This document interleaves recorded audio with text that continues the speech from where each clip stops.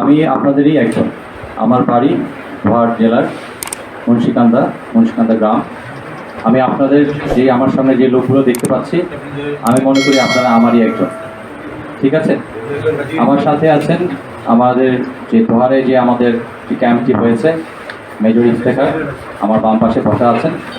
আমি চলে যাওয়ার পর উনি ওভারঅল এই এলাকায় থাকবেন। তো আমি এখন যেই কথাগুলো বলবো সেই কথাগুলো আপনাদের কাছে আমাদের মেসেজ যে সেনাবাহিনী, বাংলাদেশ সেনাবাহিনী এখন যে দায়িত্বে আছে, জনগণের জানমাল এবং সরকারি সম্পত্তি রক্ষা করাই আমাদের একমাত্র কাজ এই মুহূর্তে, এবং এইটার জন্য আপনাদের সর্বাত্মক সহায়তা আমরা আশা করছি। আপনারা জানেন যে আমি অলরেডি ইউএনও সাহেবের সাথে কিছুক্ষণ আগে দেখা করলাম।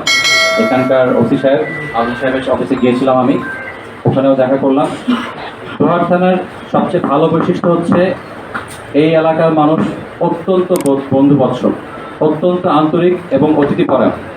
সবাইকে কাছে টেনে নেওয়া এবং আপন করে নেওয়া আমার মনে হয় যে আমাদের কাছ থেকে অন্য যে কোনো লোক শিখতে পারে। আমার যেটা সবচেয়ে ভালো লেগেছে যে আপনারা এই যে থানা, সরকারি সম্পত্তি, ইউএনও অফিস, এখানে কোনো ধরনের ভাঙচুর, লুটতরাজ আপনারা অ্যাকসেপ্ট করেননি।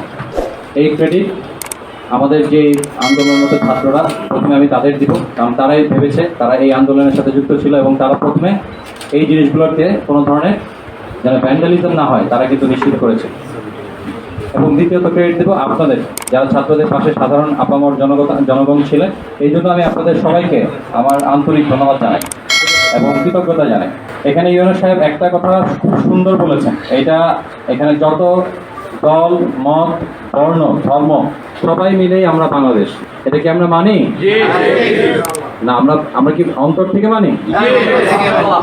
এই দোহার থানায় যত সরকারি সম্পত্তি আছে, এটা সব কিছুর মালিকই দোহারের জনগণ। এই জিনিসের উপর কোনো ধরনের হামলা, কোনো ধরনের উস্কানি, কোনো ধরনের শয়তানি, এটাকে প্রতিহত করতে হবে আপনাদের। এটা কি আপনারা পারবেন? আমি দোহারের ছেলে হিসেবে কি আপনাদের কাছে কি আশাটা করতে পারি?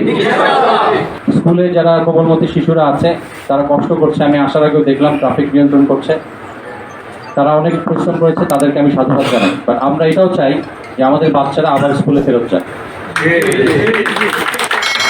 আমার বিশ্বাস আপনারা সবাই একই জিনিসই চান, তাই না?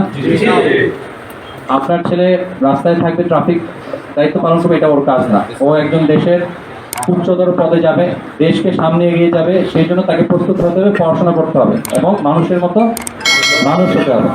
সেটাই আমাদের সবার কাছে কাম্য। তো এই মুহূর্তে আমি আপনাদের কাছ থেকে বক্তব্য আহ্বান করার আগে আমার যে মেসেজটা, এটা আমি আপনাদের কাছে আবারও রিপিট করছি।